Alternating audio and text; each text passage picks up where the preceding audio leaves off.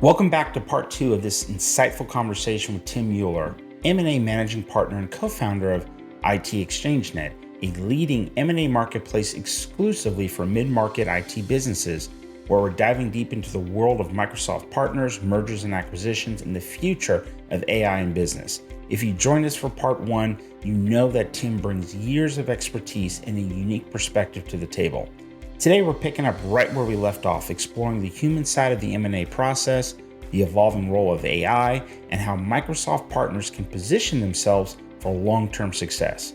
So whether you're a business owner planning your next strategic move or simply curious about the intricacies of the M&A process in the tech industry, you're in for a real treat. But before we get started, here's a question for you.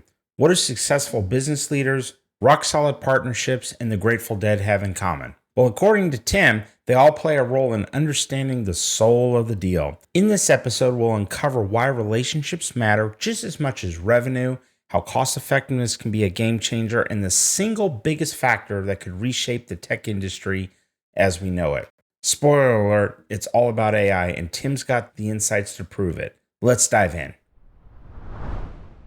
Well, the thing I really, as you were just sharing now, and just even as I was reflecting on our previous episode that we did together, the thing that always just strikes me is, here you're dealing with, very technical, very smart, people, that have grinded it out. You've got to have a lot of confidence in building, your business as you're going, forged in the fire. But at the same time, then, it's equally, when you're going through this process of not only just radical transparency, but, humility, right? That you have to have, like, in that to, recognize, things for what they are and be willing to kind of make those changes. And so that's just something as I just think about the human element of the process that, these sellers are going through.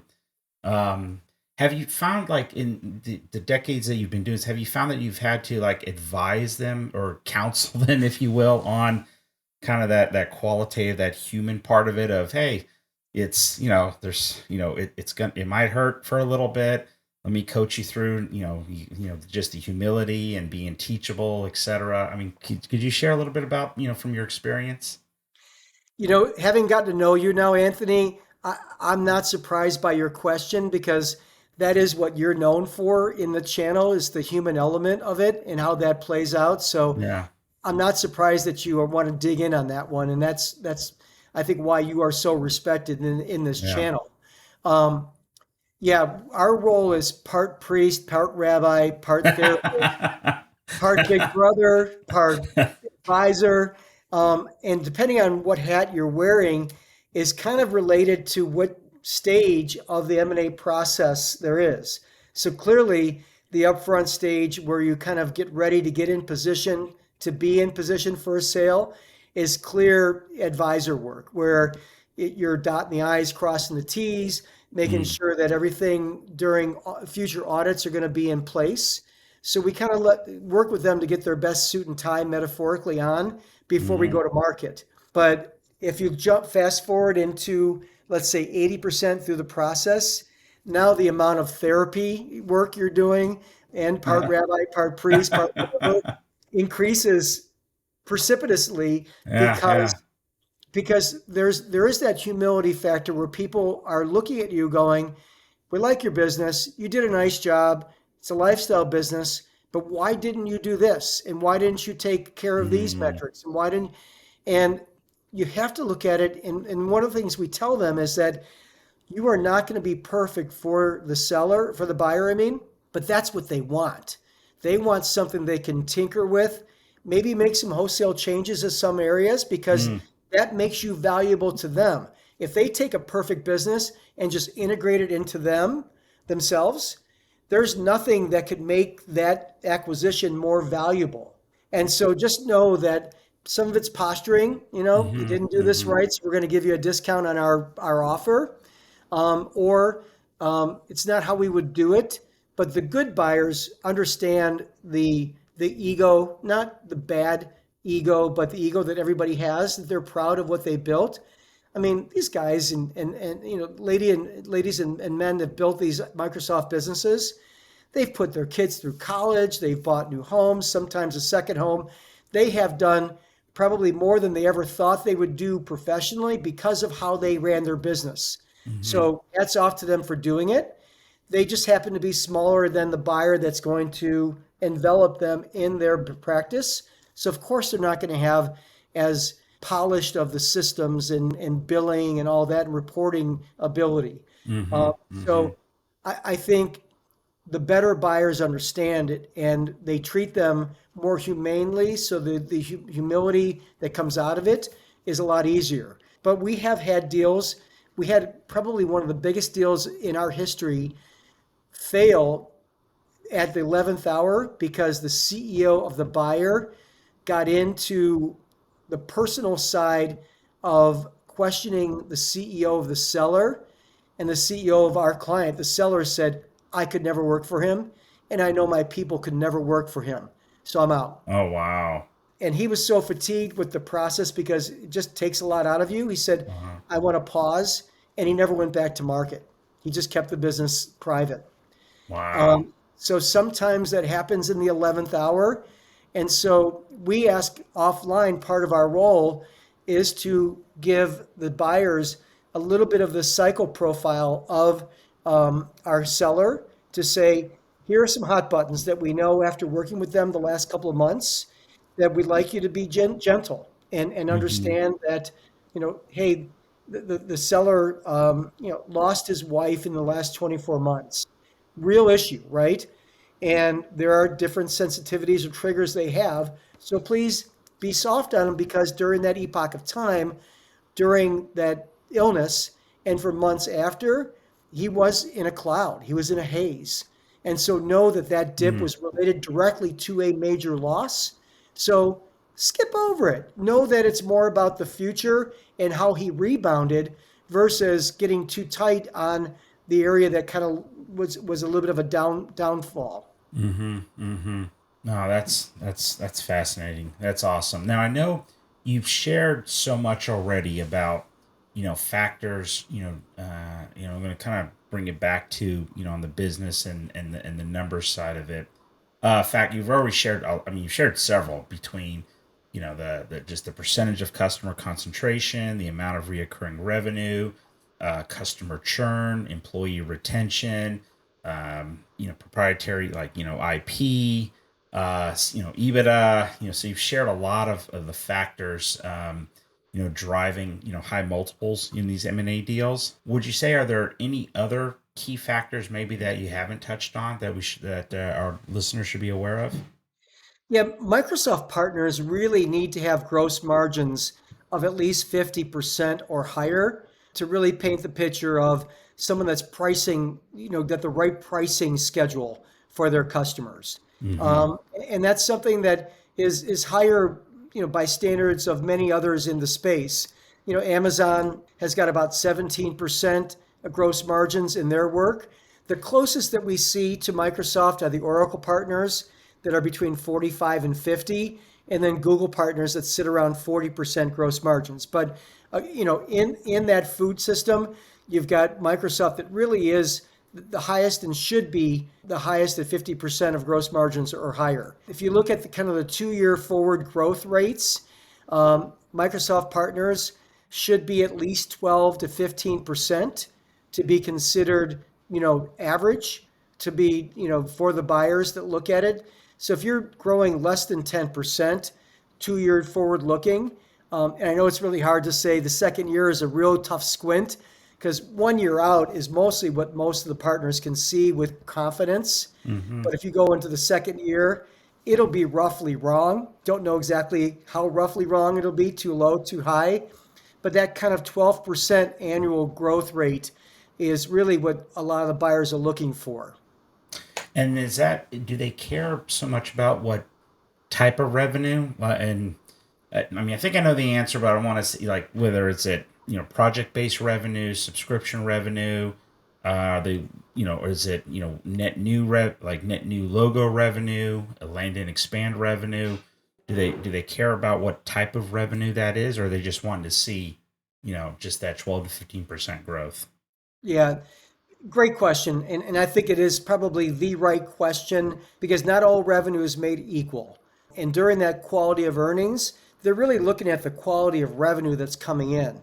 So clearly the customers that are sticky, that have 1, 2, 3 year contracts that are going to move forward, mitigates all the risk for the buyers. So those contracts or those projects that have a set sunset, that's really difficult for the buyers to get around and say, how do we continue to replace the projects? And a lot of Microsoft's partners over the last 20 years look at us and go, that's what we've done. That's how we've done our business over the years. But the buyers are saying, yeah, but we want to see you pivot to the more sure business. We know you're going to take a hit on that one-time license revenue that you normally would get, Mm-hmm. but now it's Mm-hmm. going to be recurring. And to you, that's more valuable revenue for us. Second to that would be new logo acquisition. So what kind of, new business did you see in 23 versus 24? And what are you projecting in 25? A lot of Microsoft partners can base that potential new revenue on discovery sessions that they do. So they could directly correlate discovery sessions for pay with Mm-hmm. prospective customers to new revenue that's going to come in. So don't have a lot of discovery sessions going on in February, March, June, then you're likely going to see a little bit of pipeline issues that go along with that. So Mm-hmm. number two would be net new logos. Number three, you may not have contracts or new net logos, but customers that have been consistent over 3, 5, 10 years that have continually come to you with new projects. So while that's not as valuable as the customers that are under contract, it Mm-hmm. still has value and something you can point to. Mm-hmm. And then the last one is just sporadic projects that don't have any kind of consistency, and you've got a whole load of different logos, but they come in and out just like the wind. And there are sunsets. There's a 3 month project. Here's an 8 month project. Here's 12 months, but we don't think there's any follow on work on it. So those are the four types of categories that we see in order of importance. Mm-hmm. So, kind of a piggyback with how has the focus with AI and cloud services, has that changed any of those numbers and those expectations? Not enough information yet on the AI side. Wish we could do it. Next 7 months from now, when we reconvene for a That's it. check-in, um, I promise you I will have more data on that, but we just don't have access to the data because it's not there yet. Uh-huh. Um, what was the other side of the? Just about with the cloud services, because has that evolved, caused some of those numbers to evolve a little bit over time, just from your perspective? It has, and it's reflective in the multipliers. So there are two ways to value a business. One would be a multiplier of your revenue, and the second would be a multiplier of your adjusted EBITDA. And Mm-hmm. for more information on add backs for the adjustments, we could have some notes that are attached to this part of the podcast, Anthony. Mm-hmm. Generally accepted add backs that get you to your adjusted EBITDA. Most everybody watching this podcast will be valued on in a multiple of your adjusted EBITDA. And so knowing that, those companies that are more cloud-based get a bump in their multiplier. So instead of kind of topping out at 7.5, they may start at 7.5 times your adjusted EBITDA and go up to 8, 9, 9.5, 10 when they have a practice more than 45% of their revenue that's cloud based, and they've got more an outlook in their pipeline to bring on more logos that are looking for cloud. That's what I thought. That no, I appreciate you sharing that, and I'm sure there are plenty of resources on the ITX Exchange Net website that folks can go to and dig into some of that. So let's kind of maybe shift a little more about kind of some future stuff. So what do you? I'm gonna put you on the spot here a little bit. Is how do you foresee the future of M&A activity evolving for Microsoft partners in like the next 5 to 10 years? Let's bust out your crystal ball for us. Yeah. Well, I mean, the easy go to is to say if you haven't sniffed around or figure out how to best lever AI, you're already behind. But everybody's Uh-huh. heard that at every conference they go to, Yeah. every little hook for a conference that says, building AI into your value proposition and such. But I think it's real. And there are two components of that.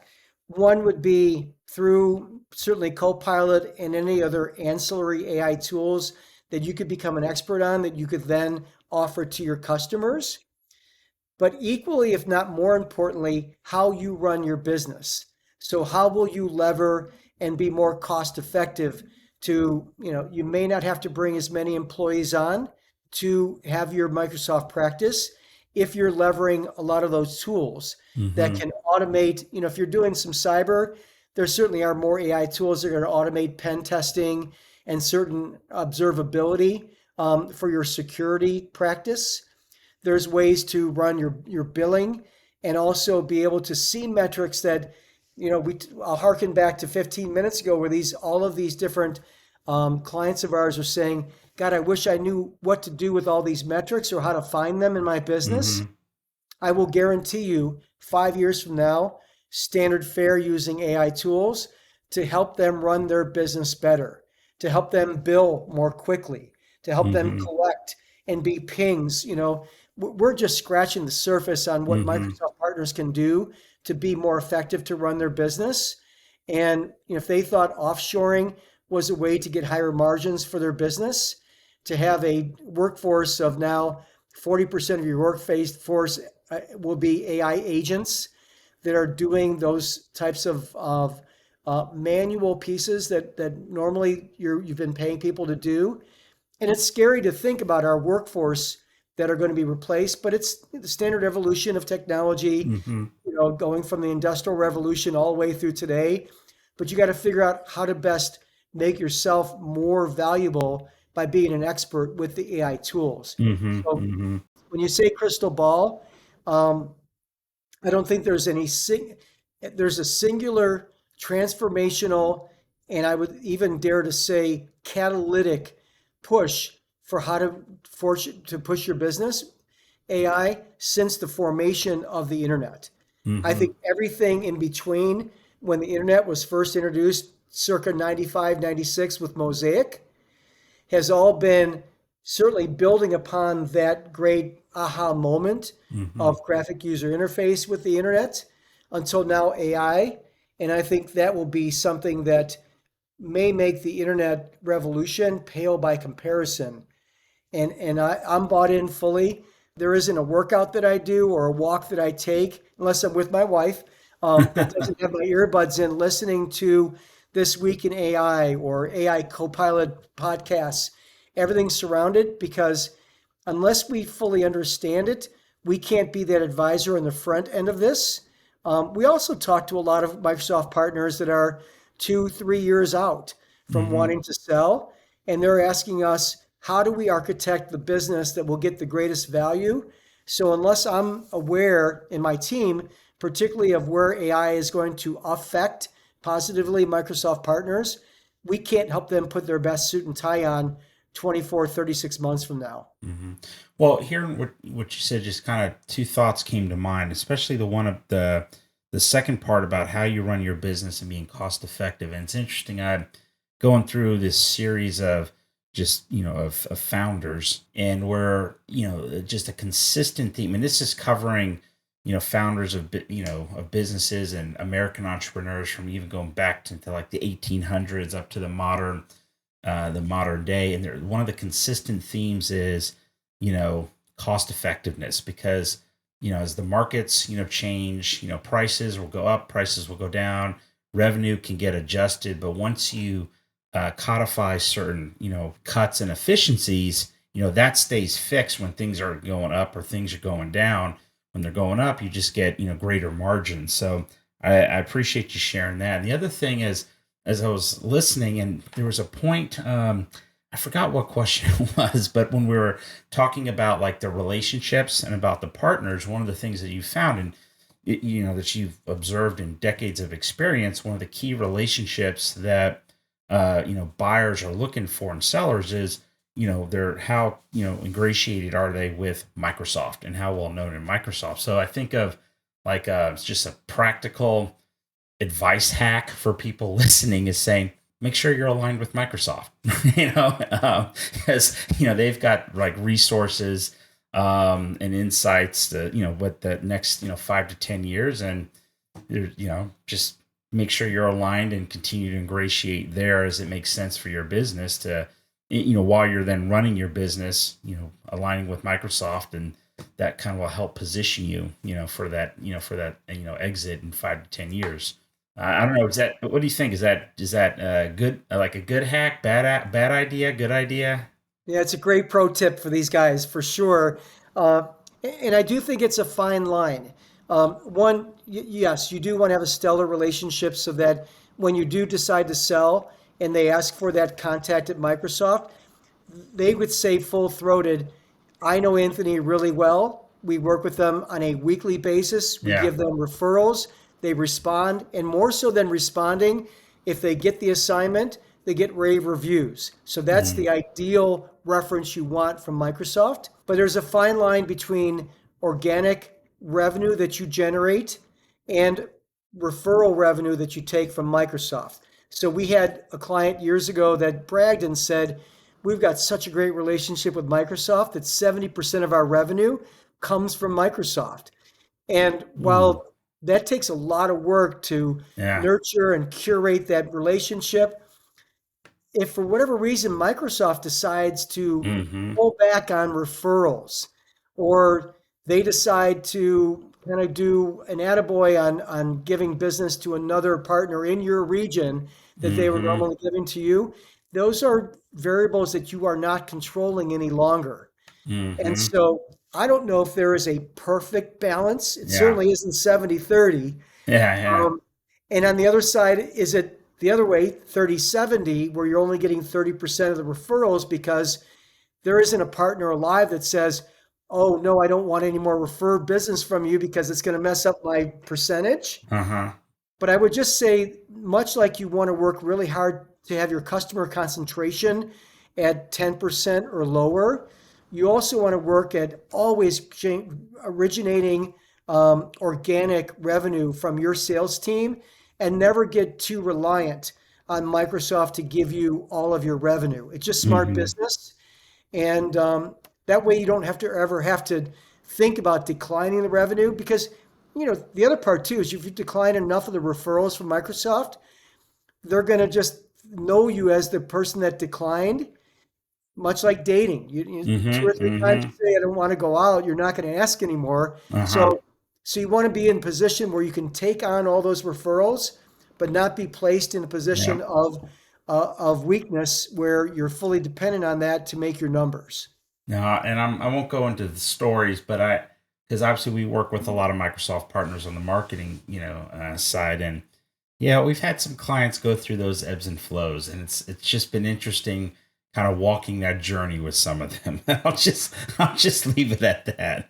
Fast forward that same kind of, yes, we'll take the revenue, we appreciate it, and now we're in the tail end of due diligence for an M&A deal, and Microsoft notifies them is that you no longer can get the billings on this software license that we're gonna go direct to the customer. Mm, And now all of a sudden, tens of thousands of dollars of revenue that you normally were the pass through to your client is now going to be held on by the regional sales rep for oh Microsoft wow. because they don't want you to take the margin. And that's done toward the tail end of due diligence. It's enough to tank the deal. Yeah, I bet. I bet. Well, this has been fantastic. I can talk to you all day, Tim. And there's just the amount of insight and wisdom that you share is just fantastic. So really appreciate it. As we wrap up, I know I wanted to ask. So it's actually going to be kind of like there's going to be two part. It's because you mentioned that you do listen to a lot of podcasts. So basically, what's one book you would recommend a business owner read as part of their preparation to sell their business, and what's one podcast you would recommend that an owner listens to as part of their preparation to sell their business? Well, hold on. I will. That's really funny you asked that question, but I've got 20 of them here in my because I give away to all of my customers. The soul of it. Yeah. Okay. The Soul of the Deal. I've got 20 of these written by Mark Morgenstern. The best book ever written on M&A. He's a huge Dead fan, and he Hmm. makes analogies all the time about the dead in this book.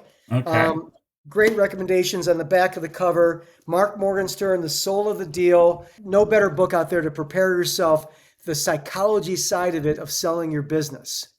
Excellent. Um, and then, secondly, David Gilbert, who was at Microsoft running their garage for a number of years, entrepreneur. He has a podcast called Acquired that he's been running for about, I want to say, 15 years now.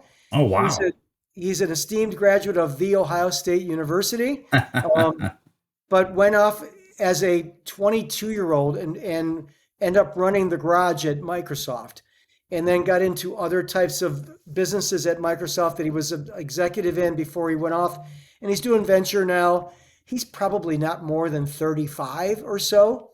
But these acquired podcasts, Anthony, are 90 minutes, 2 hours, and they go deep into businesses and how they're run. And Nice.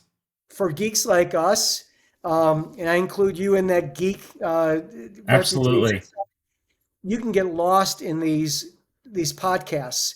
And they also do, they were one of the last ones I think to interview Charlie Munger before he died of Oh, Berkshire wow. Hathaway. Okay. And Charlie never did interviews, and he was just so intrigued by these two young guys that he sat and talked with them for 2 hours. But yeah, the podcast called Acquired. Okay. Definitely. And I'll put a link to both those, the soul of the deal and acquired in the show notes for sure. Appreciate it. And I'm going to go ahead and after when we're done, I'm going to subscribe to acquired and start listening to it. It's very I love listening to that kind of stuff. Well, last question then is, so how can partners who want to, either sell their business or acquire one, get started?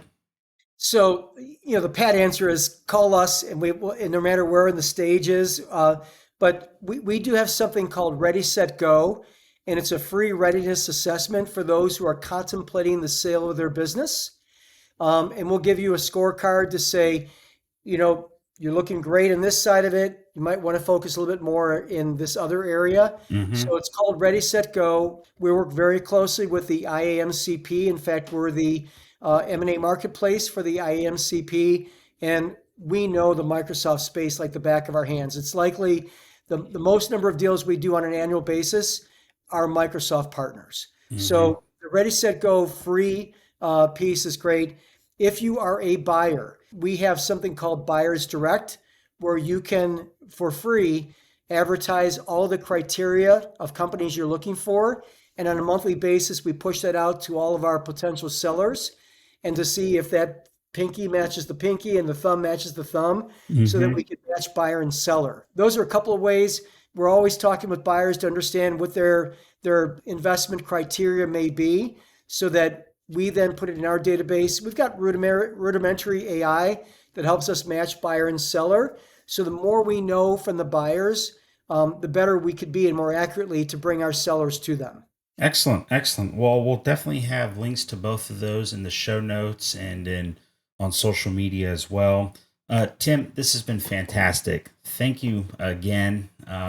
Really appreciate you coming on with us. Anthony and Rudy, love to always see you guys. Good to communicate between these shows too. It's always good to stay in touch and to, understand from you the finger of the pulse that you have on the Microsoft network. But also just sitting for an hour and chatting. Always love doing it. Anytime you want to do a refresh, we're here. But thanks again for the opportunity to sit with you. Sounds good. Thanks. Have a great rest of the day. You too. As we wrap up this enriching discussion with Tim Mueller, one thing becomes abundantly clear. Success in business is not just about numbers, multipliers, or market position. It's about relationships, foresight, and adaptability. Tim has shared invaluable insights on the human element of mergers and acquisitions, the pivotal role of AI in shaping the future, and practical tips for Microsoft partners navigating the ever evolving tech landscape. I really enjoyed just the time that I had with Tim over these last two episodes, and here are 5 key takeaways I took from our time together. First, number one, the human element.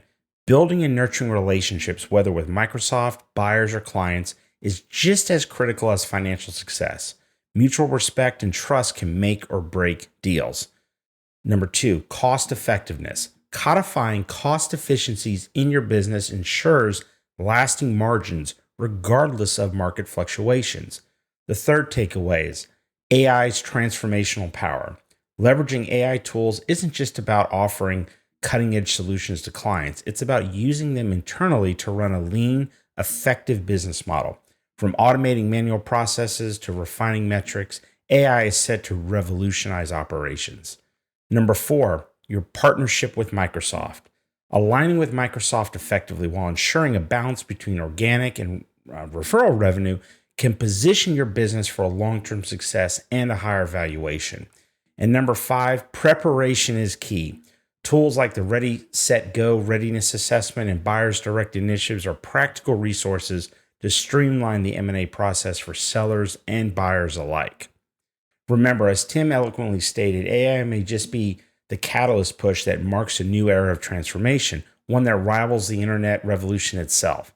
Staying ahead means not only understanding the tools, but also positioning your business to thrive in this dynamic ecosystem. So whether you're a seller preparing for your next big move or a buyer seeking your ideal match, Tim's advice serves as a roadmap for success in today's fast-changing tech world. If this conversation resonated with you, don't forget to check out the resources Tim mentioned. Especially there was the book called The Soul of the Deal by Mark Morgenstern and the Acquired podcast for deeper dives in the world of business and acquisitions. And of course, explore the Ready, Set, Go readiness assessment and buyers direct to take that first step in your journey. Until the next time, stay curious and keep innovating. And keep in mind, please check out, www.IAMCP.org. Members are finding a lot of great opportunities to, connect with other members to build out, their partnerships, increase revenue and customer satisfaction, but also find a lot of great resources to navigate the relationship with Microsoft. You can find out more at www.iamcp.org.